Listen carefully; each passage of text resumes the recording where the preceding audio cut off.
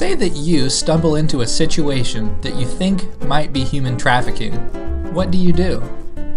According to Dr. Irma Barron, you should immediately call 911. Don't approach the person. You could endanger yourself or you could endanger that person. A lookout person could be nearby. Just call 911. Hi, I'm Bradley Cannon from the Psi Chi Central office, and today I'm hosting a very special episode of Diverse Voices, which, as you know, is a series of episodes within the Psych Everywhere podcast. In this episode, we'll get to hear from not one, but 4 experts in the areas of rarely known facts about human trafficking. The 4 speakers are Drs. Nancy M. Sidun, Yvette G. Flores, Irma Barron, and Jill J. Bloom. So let's hear what they have to say. To start the conversation, I asked them if they could elaborate on specifically who is being trafficked and by whom. It's very broad. This is Nancy Sidun speaking. It is across the spectrum of children, boys and girls, women and men. Historically, we really thought it was pretty much just girls and women, and very much like what we did about sexual abuse, we attended to that early in life, thinking it was just girls getting sexually abused. The same kind of parallels happening with recognition and acknowledgement that both boys and men are being sexually trafficked as well as labor trafficked, and it's the full age spectrum. There's some figures, and one of the things that's very difficult is getting hard data on this because it's such a clandestine industry, but we do know that from all ages, people are trafficked. Turn over to my colleagues and see if they have anything they'd like to add. Well, this is Yvette Flores. There are particular regions of the world that present significant risks. And in the case of girls from Central America, what's referred to as the Northern Triangle, comprised by Guatemala, Honduras, and El Salvador, girls between as young as 10, as well as 23, 25 are considered to be very high risk for a number of factors, which include family dysfunction, coming from families with their histories of sexual abuse, but also being kidnapped or sold.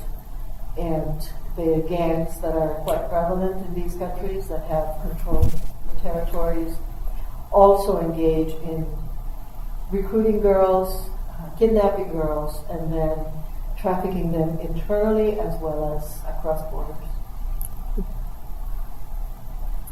For the trafficking of men and boys, the tactics are a little different.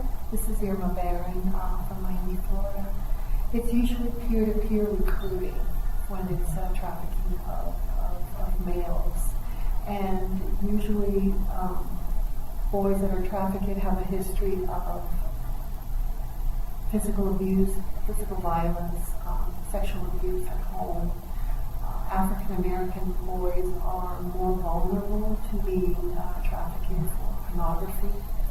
And there is also a movement of going into the inner cities to recruit people of color into pornography as a means of a better life to make more money. So there is an intersection between pornography and trafficking. And this is Jill Bloom. I would just add that I think one of the things that we often talk about, that there are vulnerable populations and situations that put one at risk.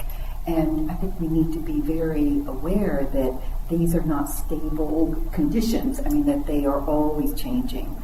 And so the understanding of who is vulnerable can shift from time to time, place to place. The conditions that put one at risk, those are always changing. And so what may seem obvious and gets a lot of press or understanding and even professionally, that can change. And so it's something that always has to be kind of attentive to. And one of the reasons is that when people are at risk, they are more vulnerable, and it is an enormously lucrative enterprise. So one of our presenters talked about, follow the money, and it is enormously lucrative, and so market-driven is one, I think that one always has to be attuned to. And speaking about that, we have the Super Bowl now that's going to come Right. to Miami next year. And so I'm part of the Domestic Violence Sexual Assault Council of Greater Miami. So one of our goals and objectives of the year is to address, again, with any type of major sporting events, primarily girls are brought down to are trafficked, and there's also an increase in domestic violence as well. So that's one of the issues that we're preparing for next year for the Super Bowl. So, despite having seen that Taken movie a while back, it's so difficult to fathom it happening to you or to someone in your family. Could you all provide some examples for, how does one get trafficked? How does it start? Well, I think domestically here in the United States, the number one way people get trafficked is something called grooming. And normally it is happening when somebody's a teenager or an adolescent. That, give an example is you're at the mall and somebody's kind of watching you and kind of sees that you're very taken with makeup, looking at makeup. And they kind of saddle over to you and say, oh, you're really beautiful, you wouldn't need that, you're so beautiful. And they kind of start showering you with areas that they think you might be vulnerable. And they're very skilled. They use psychological skills to find out where your vulnerability is. And kind of lure you into, wow, this is somebody that's interested in me. And many times it may take quite a while for this grooming process to occur, not in just one-time thing. But you go back to that mall and that same person kind of, I met you last time you were here, and let's talk, and let me get you a soda. And next thing, they start developing, the person that's being groomed, developing feelings, feeling like this is somebody that cares about me, that's interested in me, and they like me, and it can frequently develop into a romantic relationship with the belief of those being trafficked that this is person really my boyfriend. They are looking out for me. And then frequently that will move into a sexual relationship, and then the groomer / boyfriend will say, hey, if you really care about me, I need money for rent. I want you to sleep with my friends because they'll pay. And if you really care about me, you'll do this for us because I'm, whatever the situation, need to make money. And then if the girl or boy refuse to do that, then frequently violence or force or some kind of coercion, or they'll take pictures of them in compromised positions. Well, I'm going to show that to your folks. So your parents, so you better do this or else. Somehow they have now coerced them to act and do this, but they don't want to. That is a major way within the United States that people are trafficked domestically. Now, trafficking techniques in the United States as well as other parts of the world, the major one that is frequently used is a false promise. If you would like a better life, you live in a very rural setting, minimal ability to support yourself, hey, I can get you a job as a nanny in England. So if you come with me willingly, I can get you hooked up with this family, and you'll make so much money that you'll actually have money to send back home and help support your family that's struggling so badly. But it costs $20,000 to get there. I can front you, but you got to pay me back. It's called debt bondage. So they will willingly go with them and then get to the destination that they've been promised a certain thing, and it's not at all what they've been promised.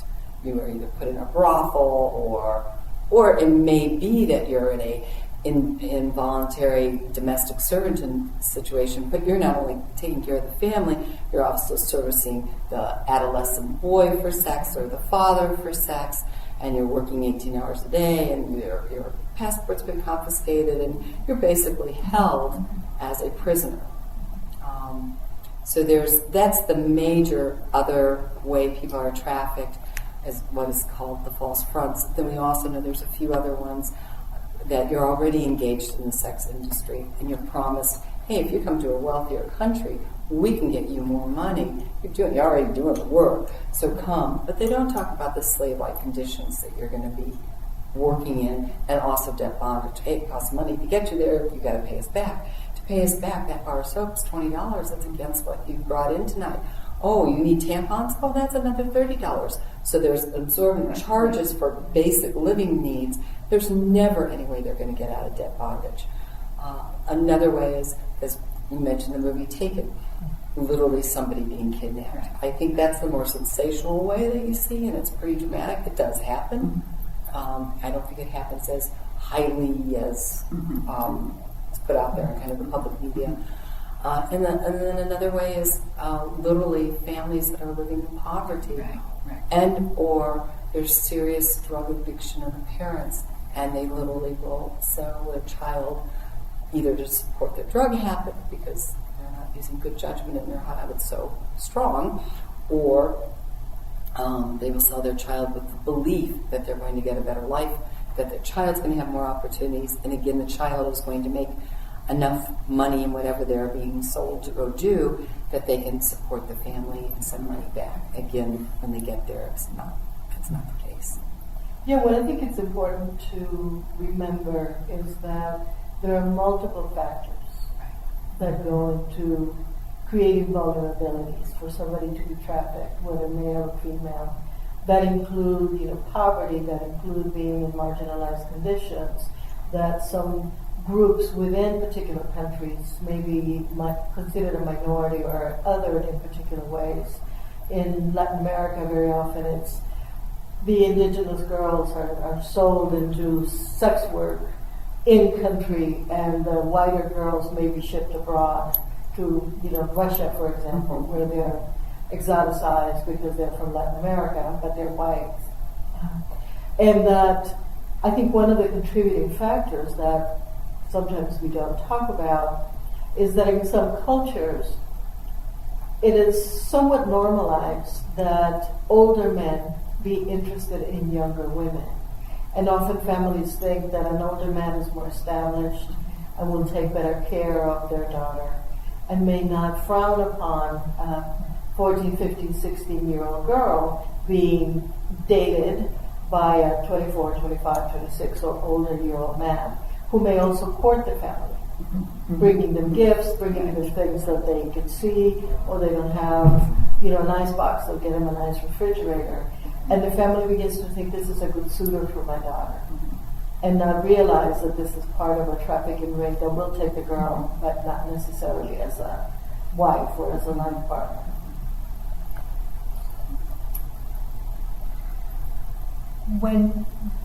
When these trafficking victims, these survivors are rescued, I just want to say that they really need long-term care, long-term comprehensive care. And first and foremost is addiction, the substance abuse withdrawal. They really need to have a supervised medical detox because a lot of them are forced injections, and then later on they take the drugs in order to disassociate from the horror of what is going on. So a lot of them run because they need the drug, and that needs to be addressed. So a comprehensive array of medical detox, dental care that they need. A lot of folks are suffering from pelvic pain, rectal trauma, several clandestine terminations of pregnancies that have left them with a host of other medical issues. And I would add to that psychologically, often what seems from a psychological perspective is that these are young women or young men or older who need psychological care. And yet that's often much more complicated. That part of of what has happened and what Nancy was describing, this kind of process of grooming and ultimately being betrayed. And so betrayal and distrust and false promises makes it very difficult to trust in any therapeutic relationship. So I think that that's something that very clearly needs to be acknowledged and addressed. There's been some research that's found that women or people who have survived trafficking can and have that can foster a sense of trust, that they provide supports, and that can begin to rebuild trust, working in groups, not individual, also and groups of other people who have survived. That also can be a kind of a mediating kind of approach to getting help. But it's not as straightforward as one might think. Yeah.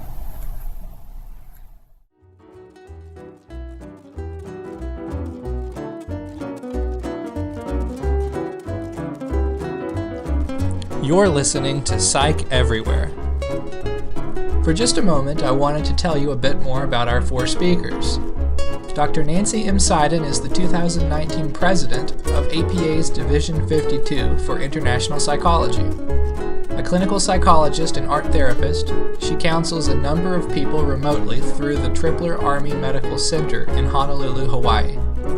She has also co-chaired APA's Task Force on Trafficking of Women and Girls in 2014. Dr. Yvette G. Flores is a professor of psychology at the University of California, with more than 30 years of experience as a clinical and consulting psychologist with interest in intimate partner violence, HIV/AIDS prevention, and adolescent psychology. She is the co-author of Theorizing Justice in Chicano Families. Dr. Irma Barron is an associate professor at the Miami campus of Abizu University. She is an alumna of the Nova Southeastern PhD program in family therapy and a graduate of the Human Trafficking Academy at St. Thomas University School of Law. She is also a contributor of the Handbook of Sex Trafficking, Feminist Transnational Perspectives, as is Dr. Sidun.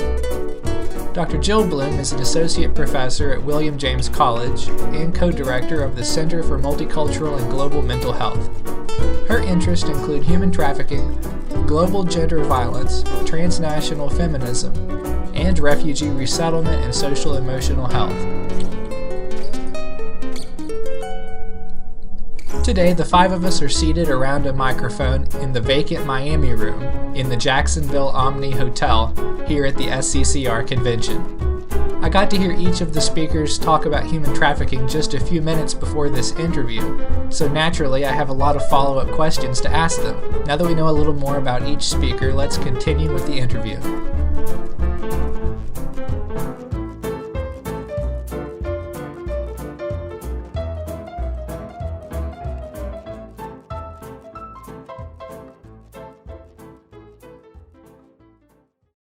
So this is what I was really curious about. So this trafficking, it's everywhere, so it's got proximity, it's happening now, timeliness, it's got conflict, it's got all the qualities that journalists look for. Yet I hear very little about it, and what I hear is kind of inaccurate, it sounds like. And so I wanted to know, do you have any ideas why we don't hear more about this?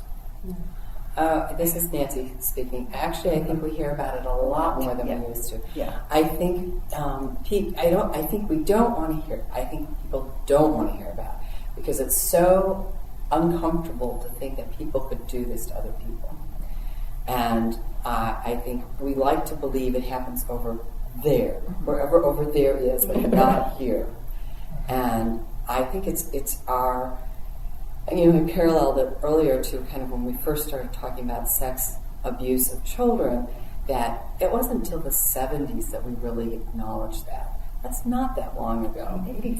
The 80s for men, 70s for girls. And I think it's because it's such a distasteful, uneasy thing. And I think people feel powerless. It's scary. Maybe it could happen to my teenage kid. They could be trafficked. Or... I think, I don't want to participate in it. Thinking about labor trafficking, well, most of, and you might know this being here from Florida, but my understanding is most of the tomato agricultural industry here the laborers that are working that are trafficked people. So if we get a head of lettuce, wonderful lettuce, what are some great lettuces, not iceberg, but some other good lettuces, a bib lettuce, and I only paid $1.25 for this head of lettuce, it's so good. We want that to not feel like, oh God, probably a labor trafficked person worked that so I can get that so cheap. So I think there's a cognitive dissonance that we don't even want to know about it. I think somebody was mentioning this at the presentation about, I don't want to know how that person got trafficked. Right. I don't want to know how they got here. I just want, to have this person to do what I want to do with this person. So that's my understanding why it's not out there. I think it's uncomfortable for people. I think people feel powerless, but I don't know what to do with it. And thirdly, I don't want it to pop my little oh my God, I went to Target's of Perry today and I only paid 2 cents for that. Right. That was the deal of the century. Right. Well, somebody did work for that to be there for that cheap price. I think I'm there's exaggerating, but 2 cents. I mean, there's the flip side too, which I think this is Jill Bloom, which you were commenting on, that it can also be very sensationalized and sensationalistic. That and so that it's intriguing. There are many made for television kinds of little docudramas, and I think it is kind of tantalizing sex, and there is that sense of it's something that's frightening and but also intriguing. So, and what that what kind of awareness and knowledge that propagates isn't always accurate. But I think it's the concomitant, that I don't want to know about it, and then this fascination with, and how to manage both, I think is a challenge. And a challenge that we need to be able to name and rise to. And I think that one of the issues too is that when we think about, this is Yvette, when we think about who is trafficked or who is more at risk of being trafficked, very often we're talking about groups that are marginalized. So it's about race, it's about gender, it's about people who are discriminated on the basis of either sexuality or ability or appearance. And so confronted with the information about who is trafficked and who might be making all the money from trafficking, then we have to think about those difficult things that we don't like to think about, racism, sexism, all the various forms of discrimination. I imagine there are studies out there saying what percentage of produce is a result of human trafficking and things like that. Do y'all have any numbers off the top of your head? I think that part of the challenge in this whole arena is you can't get clean numbers because everything's so clandestine and under the table, and people aren't coming forward and say, hey, I go down to this store, they got a lot of agricultural labor, trafficked people that are working there so they can get things really cheap. I mean, it's just not public. There have been some public campaigns of talking about Litz candy, I think it's called. L-I-N-D. Liz. For a while there was a real public outcry that they were using a lot of child labor with that particular chocolate, and that there was child trafficked labor, and kind of trying to do a boycott. So I've seen things like that bubble forward, but when something gets identified, but I'm not aware, and I think that is our challenge, is that we can't get clean figures. Well, and the intersection, this is Jill, the intersection too of migrant labor. I'm thinking of going back to the agricultural question. Often migrant laborers are if they're undocumented, and there is kind of in border states is kind of turning a blind eye to documentation because farmers need when the crops are they need the workers. But then the conditions that they live in, it becomes migrant labor camps, which in some ways are above board, but they are the parallel between those labor camps or housing, if you want to call them, and trafficking is very clear. I mean, they don't have control over the income. They can find that they're then charged for housing that wasn't clear, and it becomes a kind of a dead bond situation. There's also, I can't remember the name of that visa. What's the name of the visa? The T visa? For people to work, agriculture? No. There's Oh, a special there's a visa. special agricultural, Yeah, there's a right. special, and it's attached to that employer. Yeah. So if they're in slave-like conditions, they can't leave because that's where their visa's attached. 85. God, I can't can't recall remember right that. now, but there's a specific, I can look it up, but I just don't know it off the top of my head. So there's it's just so many layers and it's just so not clean, if that helps. Right. Not a clean article. Right. And they're real at times. I've seen campaigns where and posters where "Don't buy this product," it's been trafficked and or produced by trafficked people, and how effective that is. I mean, it's not clear. I think it's that becomes a question of does the public what do they believe and what don't they believe in it, and how do you bring that? And I guess I want to go back to your question about why isn't this talked about more? Right. And for those of us who've been doing this for a while, we think it's talked about so much more compared to what it used to be. But there's such a long ways to go. I think, again, for most of us, we can say, hey, I'm not buying to have sex with somebody. And that's what human trafficking is, sex trafficking. Right. So the idea of, again, bringing it back to, I might be unwittingly participating in trafficking by buying cheap produce, cheap clothes. I'm not naming names. I don't know if this is true or not. But what is the H&E, the teenage place? H&M? H&M. I have H&E. Obviously, I don't Right. shop there, but it's like dirt cheap if you go in there. Right, When I had a right. teenage daughter, I was like, oh, sure, you can buy that. That's only $10, or that's $15. You know what I mean? But then you. Right. But you go, wait a minute, how could they have produced this for that? I mean, I have no idea if H&M uses labored people. I'm not saying they do, but it sure raises the question that you can get something that is put together at such a ridiculous... Someone's been exploited. Something, It could be sexual exploitation, financial, but exploitation is part of it. Now, there's certain organizations that have stepped forward, part of anti-human trafficking, movement. And so Walmart is one of the last kids on the block to basically sign an agreement that they will not purchase any goods from any type of produce that has been known trafficking. And Delta also stepped up to the plate, and Amtrak. So there's a couple of other organizations, but there is a major grocery store that will go unmentioned from Florida, and they will not increase, they will not pay more for their tomatoes, knowing that that is being picked from slavery. And so there's this whole pressure of a certain group of grocery store chains, and including fast food restaurants, that have sort of signed a pact that they will pay more for those tomatoes so that they can do their part against trafficking. So as long as the United States consumer has a thirst and a hunger for cheap food, cheap clothes, and cheap anything, we'll still have trafficking. Right. Cheap domestic servitude as well, cheap help. Yeah.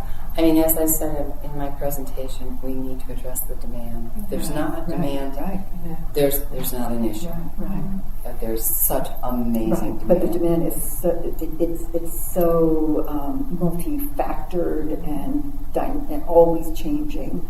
I just wanted to mention also one factor that Nancy talked about, and I'll let you take this, but climate change. I mean, it's something that we don't customarily associate with trafficking, but it does affect populations who are displaced, and then and so we always want to think what makes people vulnerable, and puts them at risk, and so that there are poverty, wars. We understand that, but there are other less obvious factors, and that there needs to be awareness around, and then supports in place. I mean, we are certainly in a moment where support for immigrants, refugees, is at its lowest and in this country, and so that the kinds of supports that then form some sort of buttress against, they're just not there, and that just intensifies. Mm-hmm.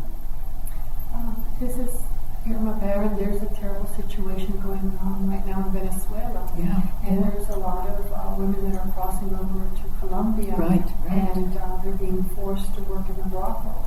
Right. And the United Nations is aware of that, and yet no one is closing down the brothels. So there's sex trafficking going on. Or offering them any assistance. Right. Yes. Right. Well, I think there's another issue that we haven't mentioned that has to do with corruption, political corruption across the board. In a city in the West Coast, it was well known that the owner of this restaurant was trafficking girls from his country. The authorities knew it. There was an effort to prosecute him, and because he was a successful family member, his brother essentially stepped forward and said he had been the one that had brought these girls. They were not trafficked. They just promised the families to take care of them, and so they lived, all of them, 12 of them, in an apartment building and had to work long hours at the restaurant, but they were not being abused. They were well fed, and they were clothed, and so on and so forth. And so this individual went through the judicial system and got 7 years only. And the brother continues to run his business, and the girls continue to come. And everybody knows that this is the situation. So it isn't just that other countries have corruption as a problem that contributes to the trafficking.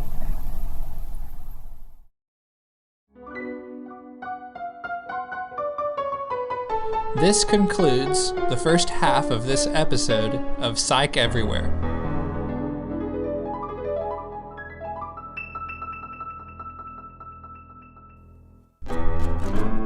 A few minutes earlier, did you hear that mention about how climate change can actually affect human trafficking? I'd never really heard about that until the day of this interview, but I definitely wanted to learn more. In the second half of this interview, we'll pick up where we left off to discuss it in more depth, as well as 3 other really unique and relatively unknown influences on human trafficking. The 4 speakers are Dr. Nancy M. Sidun, Yvette G. Flores, Irma Barron, and Jill J. Bloom. They've got a lot of really interesting and important information to share with you, so as always, let's not waste any time getting started. Don't worry though, this interview is going to end on a more positive note too, I promise. So, how can climate change lead to human trafficking? Starting with Nancy, here's what our experts have to say.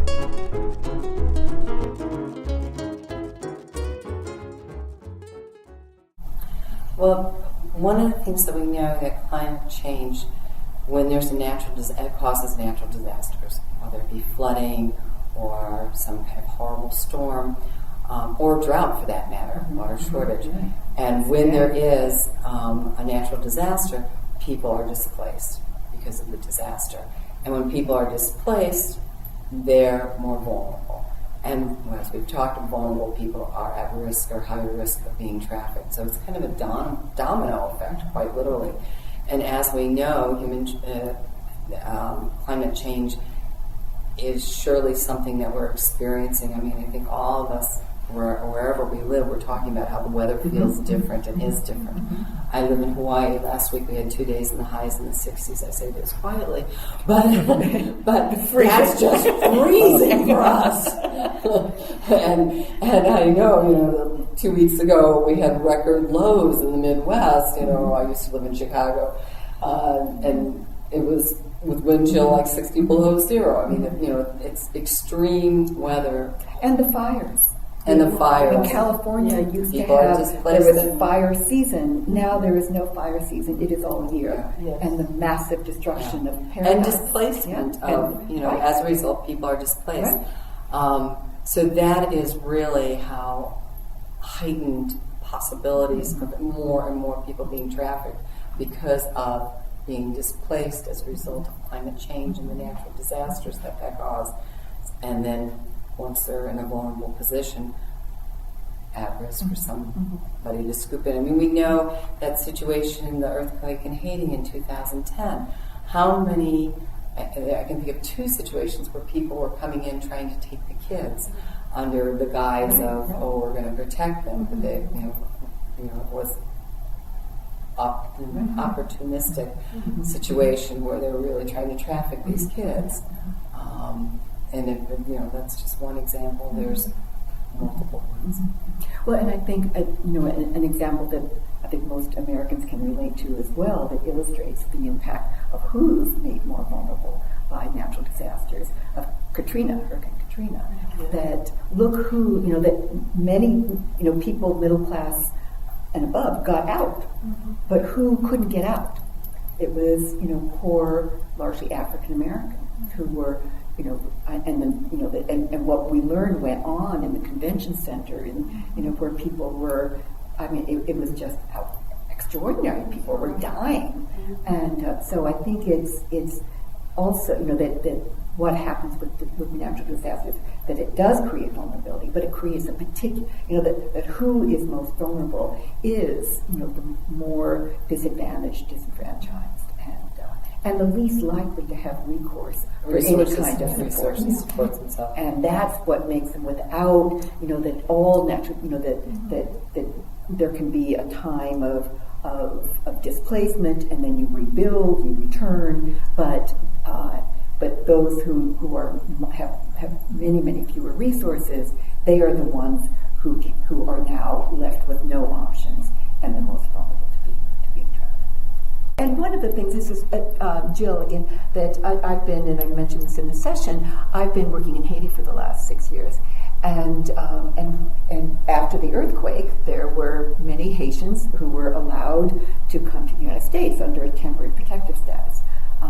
And right now, this July, it is slated to be undone, and that is unheard of because no other president has canceled, or terminated temporary protective status. So what that means, because of an earthquake, now 9 years ago, that people have been in largely three major cities in this country, sending money home to Haiti, and the other largest population who have TPS, and the largest is from El Salvador. Same situation. They're able to work legally. They are able to send money home. First time I was in Haiti was a year after the earthquake, and still there are remnants. When I was just there this summer, of the country has not recovered. In fact, as we speak, Haiti is in revolt right now, and so the political instability was intensified after the earthquake. So what happens when people's temporary status is revoked is money does not go back to the country. The country can, first of all, cannot reabsorb. I think I can't remember the number, 17,000 Haitians from Boston. They can't get reabsorbed. That has an enormous drain on the economy, and they're not going to have the diaspora money coming into the economy. So that starts a whole other cycle of vulnerability within country, people being displaced. Just recent, there has been last week in the news that Haitians trying to, on a boat were drowned. So we're starting to see another cycle, and how we see the reverberations now 9 years after, and how this continues. And the same with, Salvadorans and Hondurans that will have to go back, going back to the same situations that are causing hundreds of thousands to try to flee the gangs, the poverty, so the violence. We also need to address the sex tourism industry as well. This is Irma, being from South Florida, there's a huge sex tourism that goes on in the Caribbean, Dominican Republic, in Cuba, in Haiti, in Hawaii. And then, of course, the sex tourism that happens in Asia, Thailand. That needs to be addressed. And sex tourism that happens in Miami Beach, where the saying says you can rent anything. Sex sells. So I read that group therapy in these cases can actually be counterproductive for survivors. I wondered if y'all would like to elaborate on that. I think there's mixed results. There's definitely been some talk about that it can be counterproductive, and there's also some experiences where it can be very productive because people have shared experiences and they're not alone. So I don't think we have clean or good, clear understanding what is the most helpful. I think it depends on the cultural group, it depends on the age, it depends on how traumatized they are at the point in which they're offered particular interventions. I'm a clinical psychologist, this is Yvette.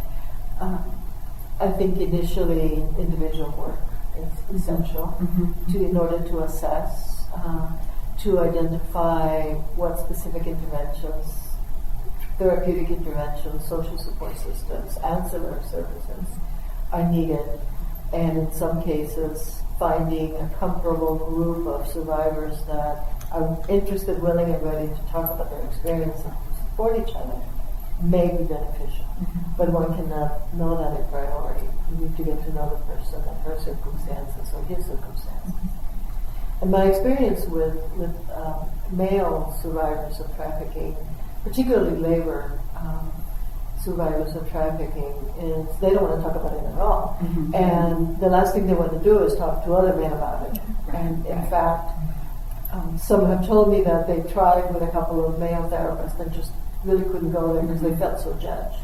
But they make this attribution. So these are Latino men from Central America and Mexico in particular.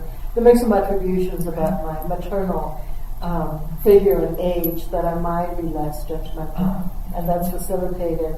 So then later I can refer them to men when I think they need to work in a man. But the initial engagement is made easier by their own assumptions about me.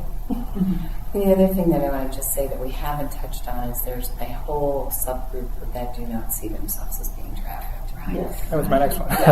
We jump into it. Yeah. Especially, I think, adolescents that frequently don't, that have been groomed and they feel like that the person that's taken them into their fold, as unhealthy of a fold as it might be, that they, it was my choice, I did this for him because I loved him and this was to help support us or not. And then also, I think because of what you just talk about, our men and boys, that there's a masculine societal belief that men are not vulnerable and they can protect themselves, that there's really a great deal of resistance. And that men cannot be raped. Right. So there's the gender violences. What do you mean? You were raped. Well, and also depending on the definition of, or the experience of masculinity, that it feminizes. Yes. And so it really threatens their kind of sense of their sexual self. Yes. And that is a whole other complication. One other thing, this is Jill, that I just wanted to add that about what is therapeutic and how can one create a therapeutic environment. And I'm trying to think where, fairly recently I just read something about this, that some of the work that's been done with child soldiers and the kind of rehab, that where they're kind of taken, and kind of re-educated in a sense, re-acculturated, and that I was actually just reading an article about for them teaching about child soldiers, and there was some reference made to that and drawing a parallel with sex trafficking. So it's something that I hadn't thought about before, but some sort of re-education, some period that I think kind of overstating as re-education, but some period that allows them to be kind of protected in a safe place, protected place, to kind of regain some. I think a statement I would make is that I really feel like we're in our infancy of understanding this whole area, and that it's very exciting that there is interest and people are studying it and people are paying attention, but I don't think we know a lot of the answers yet. And one of the things that came up at the end of the session too was, what can we do? And I think that that one wants to do something. One wants to figure that there's something that can be done. And I would really, that's what we need to continue to work on, and not to misapply certain approaches that may not be effective, but to really explore and have a deeper understanding.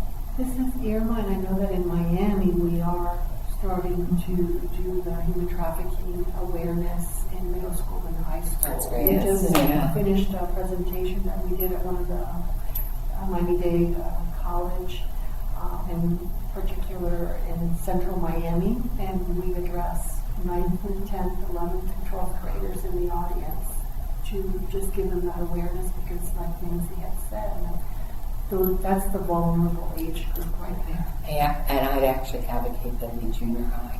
Yeah, Because, absolutely. They're becoming. We know kids are groomed younger, but the average age that they enter into prostitution is 13. Yes. Which is what, a freshman in high school or 8th grade? Yeah. Crazy young. Yeah. It's also the age, this is Yvette, in which a lot of parents begin to give their children more freedom. Right. I see the groups of girls at the mall, for example, and my mind always goes to all the dangers and the risks that they are facing, as you were describing, Nancy, and that they're really not thinking about that. No. I don't think we've talked about LGBTQ. Right. Do we want to? Yeah. Sure. Right. Well, they are extremely vulnerable to being trafficked. They run away from home or they're kicked out because of their sexual orientation. Then there's the peer-to-peer recruitment on the streets. And usually the peers will hang out over by bus stations, malls, parks, anywhere where they know that runaways are hanging out, and they'll say, hey, what's your story, what happened, and do you have a place to sleep tonight? When was the last time you ate? Oh, why don't you come with me? There's this really nice guy, and he'll take you in, and he'll give you something to eat. And so that peer-to-peer recruitment happens among the LGBT community. They are also more exposed to violence at home, and so therefore this is just more violence in terms of the world of sex trafficking. I've done some work with some trans women from Central America and Mexico who, because of their undocumented status, because of their lack of familial and social supports, very often are recruited into working at bars, entertainment, and it's trafficking by identity.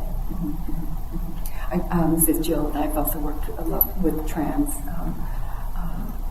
people, and I think what one can routinely encounters in their stories is having, being, and I'm thinking of a few cases where male to female, and so they depending on their family of origin, their culture, what it means to become female, and often they become kicked out of their houses, and then really at, I think what Irma was talking about as well, just at a loss and vulnerable to it, and often falling into. I mean, it's the kind of grooming too, and becoming increasingly vulnerable. But I think that's not just, in some ways trans is dramatic, but I think in lots of clinical cases I've worked with also are gay, lesbian, where it just isn't, and then one is on the streets, and that becomes the recourse. So it's again depending on circumstances and both socioeconomic, and there are many factors that all come together. And Covenant House, this is Irma. Right. Covenant House in New York City really has done a lot of research, and so has the John Jay School of Criminal Justice in New York in terms of the youth sex trade studies, homeless youth out there. So those are good resources to access. So I was surprised to see when I went on a cruise recently that one of the like $100 and $150 excursions was to tour an orphanage. And I was even more surprised to hear it come up today in relation to human trafficking. So, because I wouldn't have seen it as that. So, definitely, I'd like to hear more about that. I'm sure everyone would like to hear about that. Well, I think what Judy was showing some of her slides of, one of them was this little, I don't know if it's a boy or girl, but big eyes, long eyelashes. It is this kind of a selling a commodity, and so it's the kind of going and seeing the less well off. So I think that is something of it's. In the turn of the century in this country, there was the American Museum in New York where the kind of oddities were on display. And it struck me when, the tourism, organized tourism is kind of going, it's a spectacle, and one becomes a spectator to look at those worse off, and it kind of exoticizes and allows, and I think there often is that sense of they're worth, one feels better in relation to who is worse off. And it can feel good, going to see these poor children. So what the personal motivations are, what the appeal is, but it certainly is a commodity. I mean, if it was on, that's fascinating that was, advertised as one of the activities, like, shuffleboard or, go visit. Pulls your emotional, pulls the emotional heartstrings to go to an orphanage. And so therefore, if one is on holiday, then one is more generous. Leaving a donation at that moment. Yeah, well, one of the things we talked about in the presentation, this is Yvette, is, the contradictions in different countries of the policies. And I have family in Costa Rica, I visit often. And for the moment you arrive at the airport, you see the sign that says, sex with a minor is illegal, it's a crime, it will be punishable. And yet you go to any resorts and you see it. Right, you see it happening. A lot of older men from Europe with young boys from young men, adolescent men. And I've had family members who in the past have worked within the National Adoption Agency. And one time I posed the question, innocently enough, of how well do you screen the families that come to adopt these children?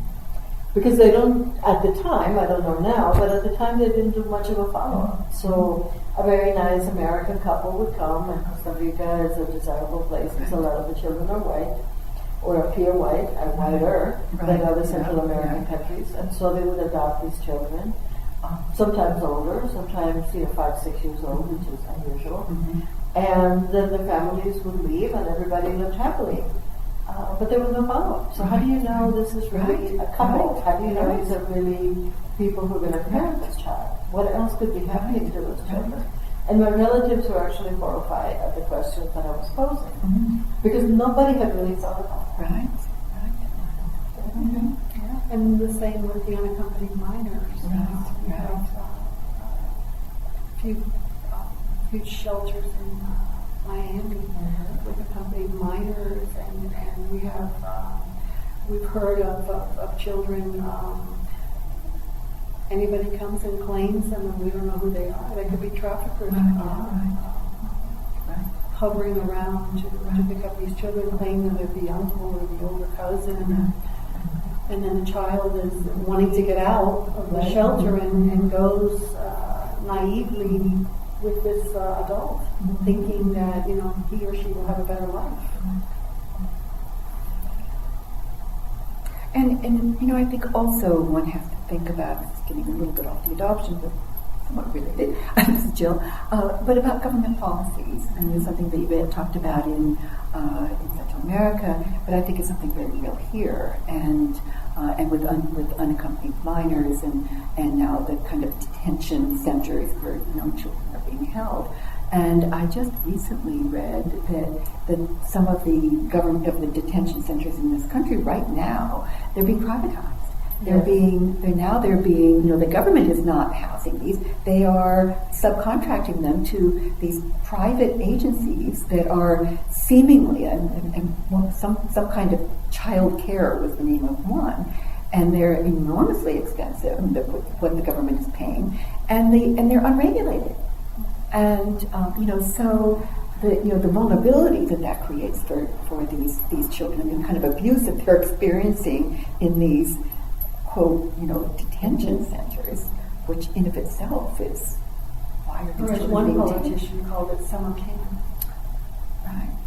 Because we have that raging company running the shelters. Right. Yeah. Right.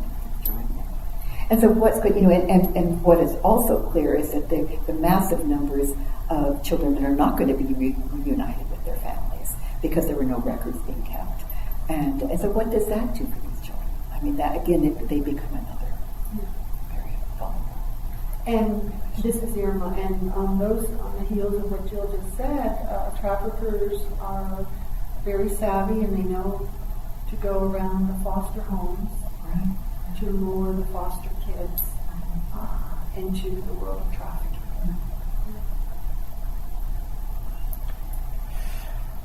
Any other misperceptions? Y'all are putting me in the dumps. Okay. Any other misperceptions that you all would like to talk about, since that's been the focus today? Well, to get a little bit out of the dumps, I think it's important to recognize that, yes, that these are traumatic experiences. And also to recognize that the human spirit is at times incredibly resilient. Absolutely. That having had these horrible traumatic experiences doesn't mean that the individual will never recover. Doesn't mean that young women who've been trafficked won't be able to go to school and learn and build a life for themselves in a safe place with lots of resources, with lots of support, with caring adults, with supportive peers. And so I think it's important to remember that, because we can focus on the trauma, we can focus on all the adverse effects of trauma, we can focus on all the potential mental disorders and physical illnesses that they may develop because of what happened to them. But we also need to look at the resilience, the ways in which they've resisted oppressive situations, for those who escaped, the courage that it took to escape, and the courage that it has taken to survive detention, to survive immigration proceedings, and to have some remnant of faith and trust in the legal system, in their attorneys, in mental health workers, to actually seek help, receive help when it's offered. So knowing that things can get better. And I think we need to remember that people are incredibly resilient too. And that was one of the things that most struck me and really resonates with the work that I've been doing. That talked about this is Jill, about us remembering the resilience and the ways in which and what fosters resilience. There is more understanding of what dispositional factors foster resilience, and that we can work with. I've been working for a couple of years now with resettled Syrian refugee families. And the assumption is, and these were families that were displaced internally for up to 1 or 2 years, and then were in a refugee camp in Lebanon, all of these families, for 2 years, because it takes 2 years to get vetted to come. So this is like up to 4 years. Yet, and so the assumption, and I think again where the imagination goes, is that these are highly traumatized people who can never acquire a sense of normalcy in that sense. And that's not true. And that when stabilizing conditions are presented, it restabilizes people. People do have that facility that is part of human nature. And I think psychology in our field has tended to look at pathology and not look at strength. And so, and fostering strength and understanding that it is not, even how we've come to think about trauma and post-traumatic stress, even that theory presupposes built in is this notion of you have to work it through, get over it, and that's one perspective, but it is not the total perspective. And I think we really are coming to understand that, and also to understand from different experiences. I was thinking about your case of Anna, that what she lived and her experience in her home, it inures one in some ways. What is, a new sense of normality, and that can be, that people learn how to cope and manage, and certainly has been what I've seen as well with the people that we work with in Haiti. So I can't say enough how important. And we have to look for it because it's absolutely there. It's somewhere in there. But I think if we only focus on pathology, we miss the opportunity to really help them build upon the resilience. Absolutely, and to see that is a human potential that is always there. And the therapeutic modality is strength-based. Right. When working with survivors. Right, exactly. Even with the language, the power of the discourse. Right. Rather than calling them victims, we call them survivors. You survived this horrific event. We're here to tell your story. Right. So that narrative, that authorship is so powerful for the survivor. Right. It's very, very healing because it's in the telling and the retelling of the story that the healing takes place. Right. And I've often been struck by a theorist who has done a lot of work with Holocaust survivors and talks about, and kind of helping us broaden our way of thinking about this. And one doesn't get over, but a statement he makes is, that one can be defined by trauma, but not disabled by it. And we really need to not expect people are going to get over it, but not expect that the alternative is to be disabled, dysfunctional. That's not. So students who are listening to this, let's say they're interested in making a career of human trafficking research or service of any sort. What sort of courses, activities, experiences should they seek out? Well, this is Irma. I went to the Human Trafficking Academy at St. Thomas University School of Law in Miami. And for me, that was an education in itself, and I'm forever grateful.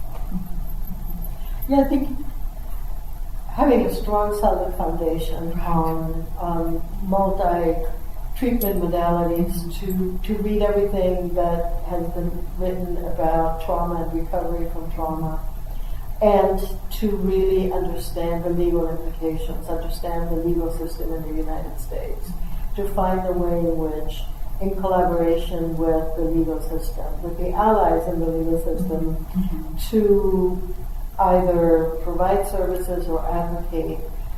And the other part that I think is very important is one of the things that I do is I work with attorneys promoting strategies for self-care and to debrief. So I debrief with groups of attorneys after they come back from the border, for example, because many of them are young, new attorneys and very idealistic, and they begin to hear these stories, or they witness what is going on in the border and the conditions in which asylum seekers are currently facing, and they're devastated. But the legal training does not prepare them for this, nor do they know what to do with it, because they're not trained in psychology. So I think if one doesn't want to be that close to the impact of trafficking, then supporting those who are doing the work as allies and as supportive mental health. And I think that there are, as this conference, there, that to attend conferences is something that the students can learn a lot about, and there are any number of conferences around the country, particularly there that are dealing with trauma. That is often one aspect that is brought in. To journals, there are some very, very good journals. There's a human trafficking journal. And so I think that there is a lot to be explored, but always with the kind of a cautionary eye to the sensationalism of this as well, and so to not just believing everything, looking for other evidence that supports to have a more sober eye, because it does pull on strong emotion, and when one's emotion is heightened, one doesn't use the same kind of systematic process thinking, and so one does have to kind of focus.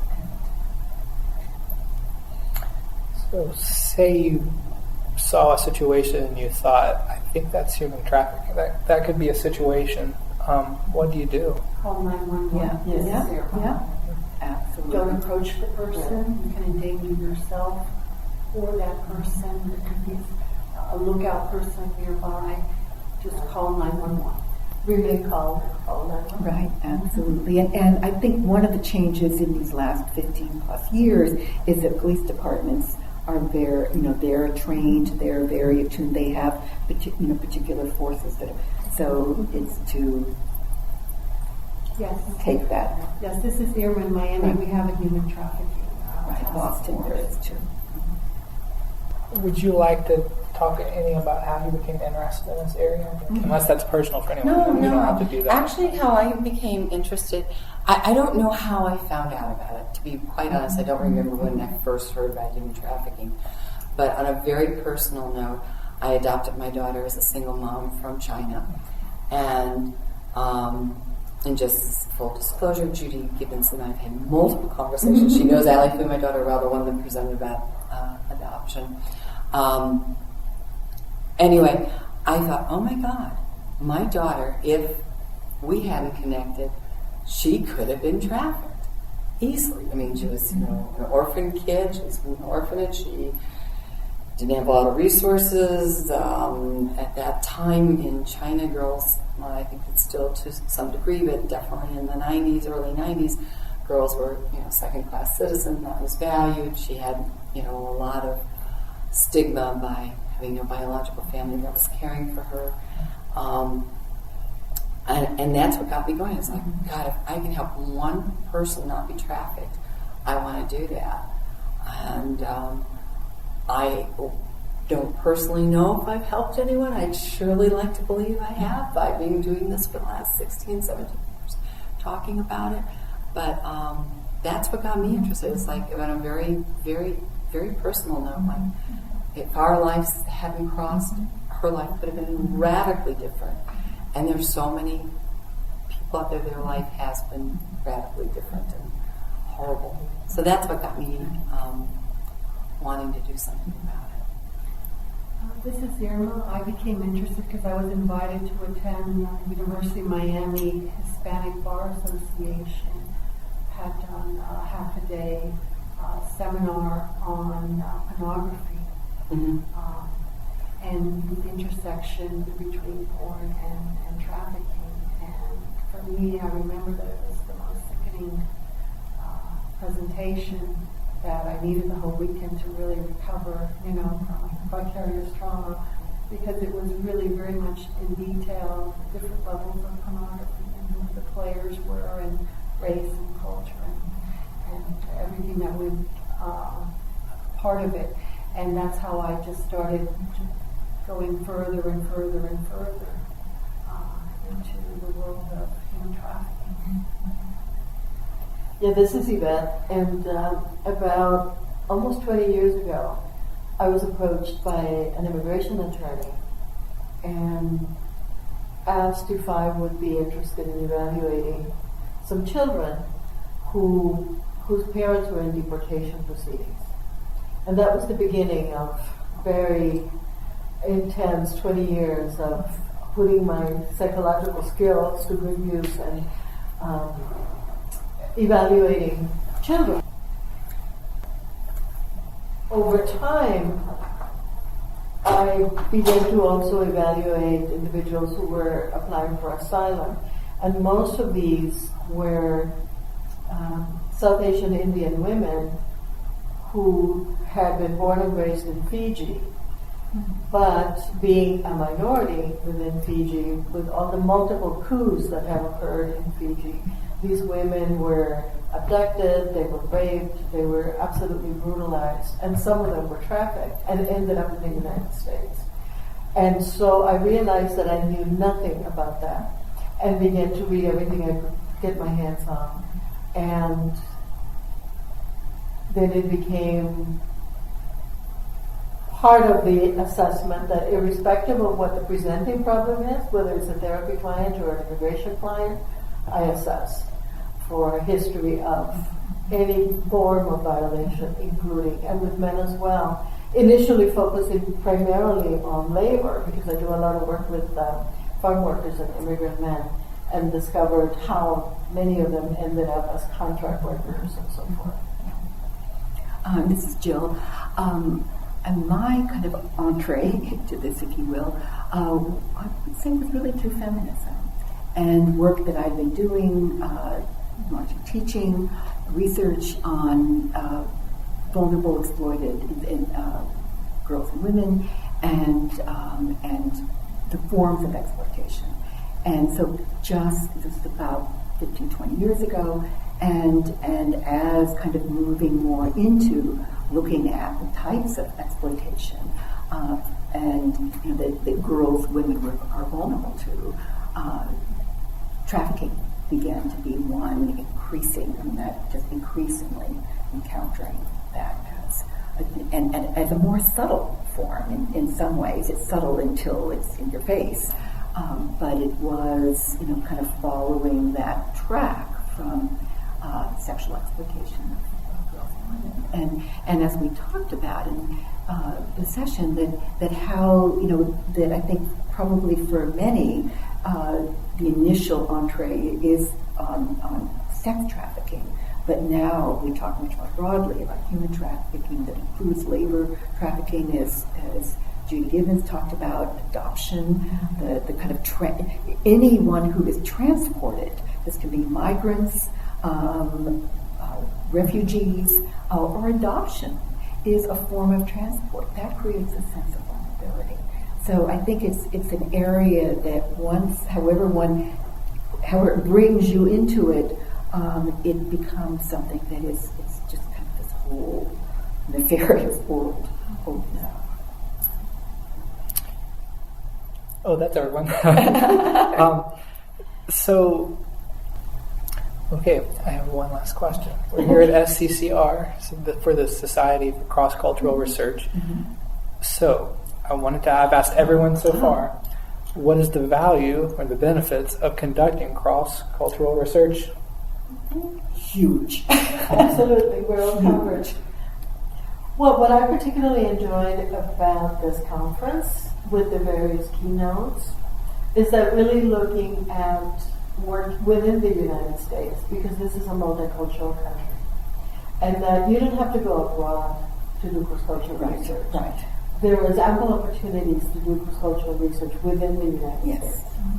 Because I think unless one has incredible cultural humility and a willingness to partner with locals in any country, any community that one wants to study, I think it's best to begin at home and get the skills at home. Ideally learn the language of the people that you are interested in working with and studying about before deploying to another part of the world. And I'm Spanish speaking, I'm bicultural, I'm from Central America, and before I went to do any research in Mexico, I studied. I learned about the states that I was going to go work in, because the presumption of similarity can be very dangerous. Right. This is Jill, I would say, I can't say enough about the value of research, the value of good research. I think for students to become consumers of research first, to really know how to closely read research studies, where random control studies, and to master and to know how to evaluate what you're reading, because unless you can sort out what is valid versus questionable research, that is a real problem. And then conducting research. And I think is that is what is going to, that there are all kinds of ideas we have about what would be the best forms of treatment for survivors, and what we might think from what we have learned in our modalities isn't necessarily what is effective. And so to really carry out good, open-minded research, particularly action research, and some of the different modalities. And then one other area, and this is something in global mental health program that I direct, is that for consumer students, in this area, to become very well knowledgeable and informed about program development and program evaluation. If you don't know how to evaluate a program, because there are many NGOs, many programs now, and unless you know how to, good intentions are often harmful. And unless you can really carry out a very effective evaluation of a program, and in developing as well as assessing existing programs, then one also can be creating more problems than helping. I often say, if this work takes, that it's often, a warm heart, but a cool head is really essential in this work. And just to add what Yvette and Jill has said, this is Irma. Miami is the microcosm of the world. So, right, absolutely. I mean, you have a wonderful opportunity to explore an array of cultures through food and neighborhoods.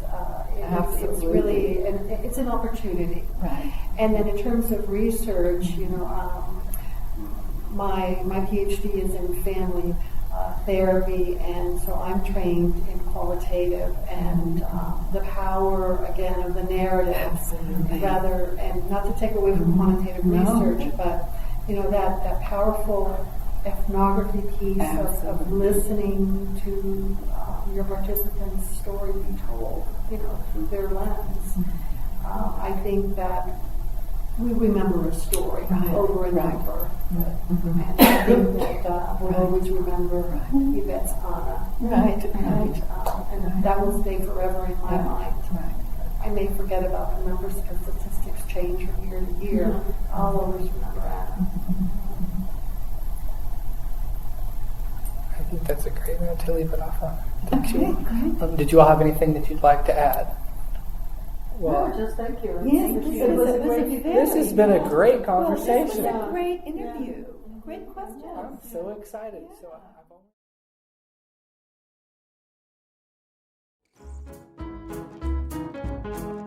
Wow, I really appreciate Nancy, Yvette, Irma, and Jill for their willingness to answer all of these questions today. We didn't really plan this interview. Originally, I was only going to speak with Nancy, but when I walked up to her after her group SCCR presentation, to introduce myself and walk her to the recording equipment, she suggested that maybe her colleagues could join her, and what a superb idea that turned out to be. This concludes our first 4-part series of Diverse Voices episodes in the Psych Everywhere podcast. Each of these first 4 episodes, as you know, were conducted at the SCCR convention in Jacksonville, Florida. I hope you've enjoyed this opening. It's been a big and sort of unexpected challenge for me and many others to get this project off the ground. But I mean that in the best way possible.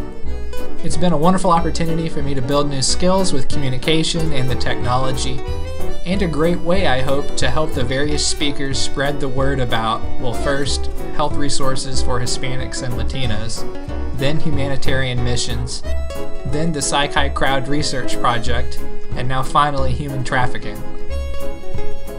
Did you know that Psi Chi provides special convention programming at 6 regional and 2 national conventions each year? If you would like to see the dates and program details and submission deadlines and so forth, you can visit the Psi Chi website at any time.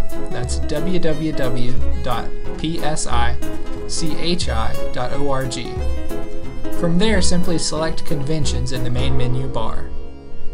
Last but not least, don't forget to leave a review for each episode of this series on iTunes. And please be sure to tell your friends and colleagues about this new free podcast. Okay, that's all for now. Talk to you again soon.